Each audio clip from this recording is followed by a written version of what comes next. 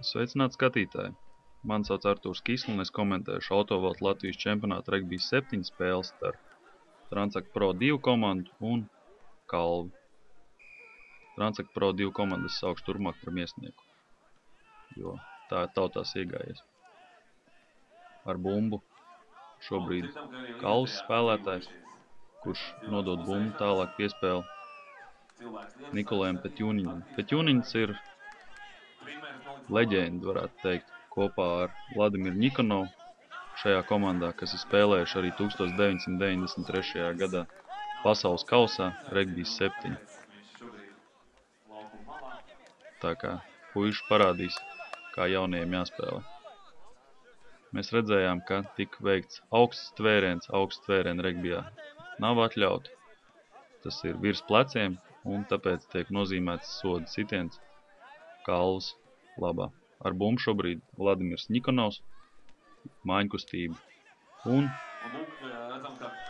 piespēle ir dot uz aizmuguru, viss kārtībā, tiek izveidots raks.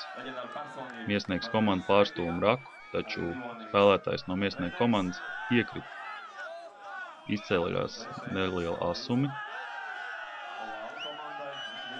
Regbijā tā ir bieža parādība, taču pēc regbija spēles parasti no laukuma asuma nenonāk. Šobrīd komandas ir nostājušās katrs savā pusē, tiesneši konsultējās par to, kādas sodu mēru piespriest divu komandu spēlētājiem.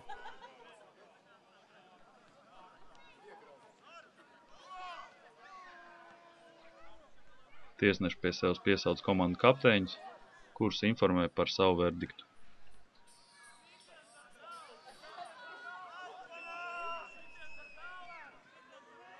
Par šādu veidu asumiem parasti tiek piešķirtas dzeltenās kartiņas, kas nozīmē, ka spēlētājs tiek noraidīts no laukuma uz 2 minūtēm. Šī gadījumā viens spēlētājs saņēma sarkano kartiņu par to, ka tika izpildīts sitiens ar galvu pretinieku spēlētājiem.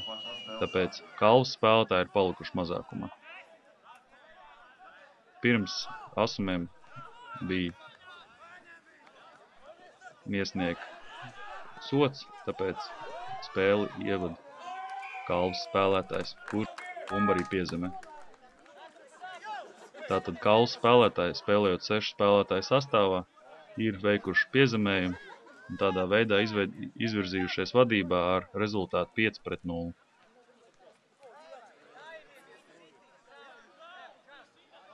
Realizācijas sitienu izpildījis spēlētājs ar 4. numuru Mihails Tumins.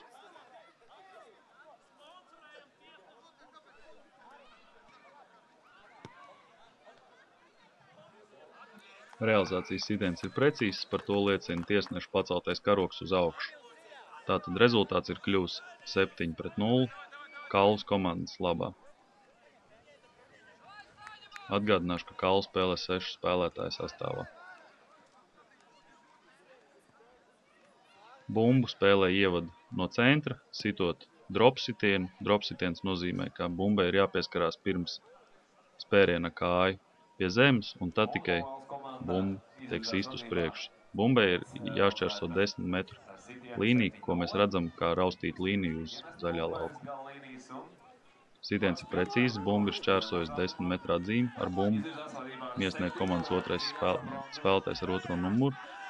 3 Kalvas spēlētāji ir notvēruši miesnieku spēlētāju, taču nelaižot vaļā spēlētāju, neļauj viņam atbrīvoties no bumbas un tādā veidā saņēma sodu. Miesnieks komanda sitīs acīm redzot autā. Bumba tiek raidīta autā un tajā vietā, no kur bumba ir šķērsojusi sānu līniju, bumba tiks ievadīta atkal spēlē. Ievadīs spēlē bumbu miesnieks komandas spēlētāji.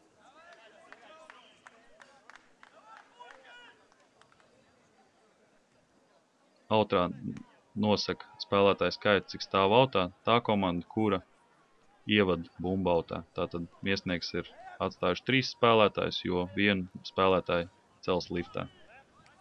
Izspēle precīzi. Ar bumbu Mārtiņš Šulcs bija.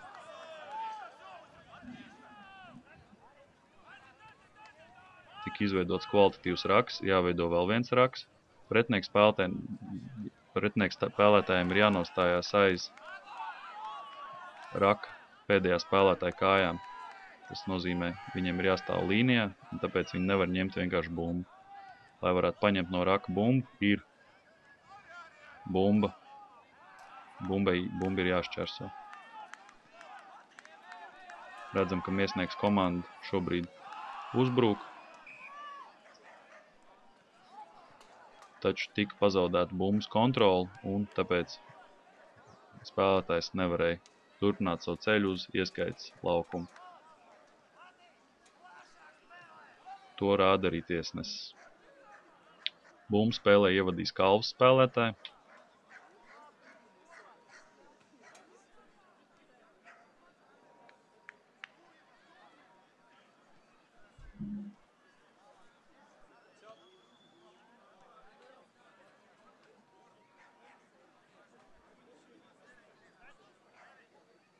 Ilgi gatavojās spēlētāju bumbas ievadīšanai. Pirms cīņas spēlētājs saskarās.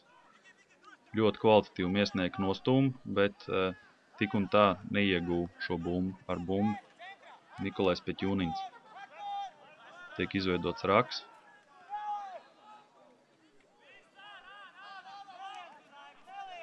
Spēlētāji ir paspējuši nostāties pozīcijās. Bumba tiek izņemta no spēlētājiem. Piespēle precīzi. Vladimira Nikanova izpildījumā. Bumba bija izgājusi no raka, tāpēc spēlētājs ar 8. numuru šo bumbu varēja droši paņemt un skriet uz ieskaites laukumu. Un bumba tiek piezemēta. Otrā komanda pēc piezemējumu un pagaidām vismaz 5 punktus dabū.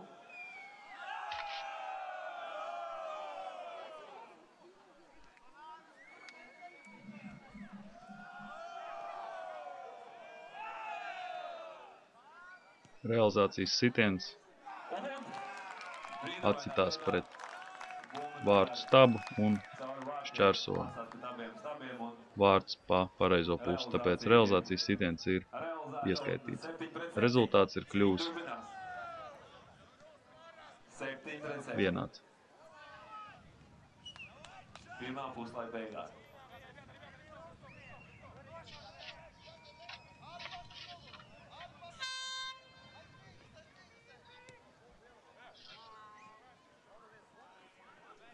Mēs dzirdējām, ka noskanēja pirmā puslaika beigu signāls. Varam nopauzēt. Un cīņa par 3. vietu atsāks.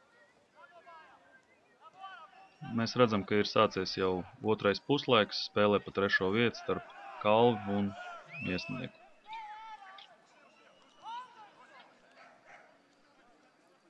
Piespēle šī gadījumā Kalvi ir saņēmusi sodu par neprecīzu spēli ar bumbu Mārtiņš Šulcs. Bumba izkrīt uz priekšu, tāpēc ir iedot priekšrocību Kalvas komandai ar bumbu Nikolais Peķūniņš. Ja priekšrocība netiek iegūta spēles situācijā, tad spēle tiek apstādināta un tai komandai, kuras labā bija priekšrocība, tiek nodot bumbu sākuma iemetienam cīņā.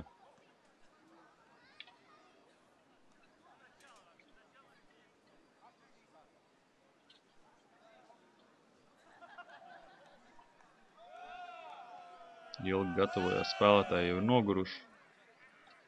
Šī ir 4. spēle katrai komandai. Tiek tālu izspēlēt bumbu no cīņas, bet mēs redzam, ka Vladimirs Nikanovs ļoti profesionāli apstrādā bumbu un nezaudē to, nokrītot tai virsū. Tiek izveidots mauls, Nikolais Peķūniņš iedod piespēli tālāk komandas ātrākajiem spēlētājiem, kurš ļoti smukā veidā apspēlē vienu, tad otru spēlētāju. Un spēle ar kāju. Jā, mēs redzam ļoti skaistu piezemējumu Mihīla Tumina izpildījumā. Regbijā dot piespēli uz priekšu nav atļauts, tāpēc spēlētājs var dot piespēli citam spēlētājiem vai pats sev, tikai sparot šo bumbu ar kāju. Šī gadījumā šādā veidā tika arī apspēlēti 2 miesnieku komandas spēlētāji, kad apskrienot vienu, Kauls spēlētājs sev piespēlē bumbu uz priekšu ar kāju un apskrē pārējos. Tanī brīdī, kamēr spēlētājs skrien pakaļ bumbai, viņi nedrīkst neviens aiztikt, un tur jau uzvar tas, kurš ātrāk skrien. Realizācijas sitiens arī bija precīzs, tāpēc spēlē pa 3. vietu. Rezultāts ir kļūs 14-7 Kalvas labā. Gribētu jums atgādināt, ka Kalva vēl joprojām spēlē 6 vīru sastāvā, jo asuma dēļ, kas tika izraisīta Kalvas spēlētāja, tika noraidīts šis spēlētājs no laukuma. Vladimirs Ņikanovs veic sākuma sitienu un priekšrocību iegūst Kalvas spēlētāji. Ātras kvalitatīvas piespēles un Kalva ir atgūs bumbu.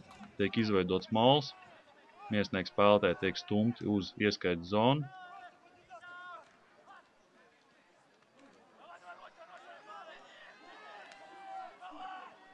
Ļoti labs tvēriens. Bumbu iegūst Kalvas 2. spēlētājs ar 2. numuru. Vjačeslavs Tiško pārņēma bumbu, un šobrīd Kalvas spēlētājiem ir tikai jāpiezemē bumbu, jo viņi jau ir ieskaitas zonā. Mēs redzam, ka kaut gan ieskaitas zonā bija ienesta bumba, Kalvas spēlētājiem neizdevās pieskarties ar bumbu pie zālāja. Tāpēc tiek nozīmēta cīņa 5 metru attālumā no ieskaitas zonas miesnieka labā.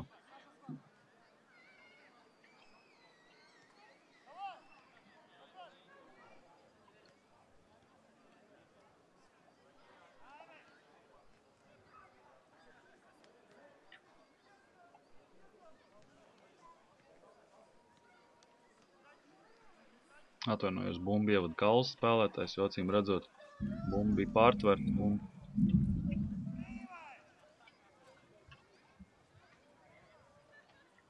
bumbu tagad varēs ievadīt 5 metru attālumā no ieskaitas zonas. Tas nozīmē, ka ir vienkārši kvalitatīvi jāizvada bumbu no cīņas, jāiedod piespēle un jāievada.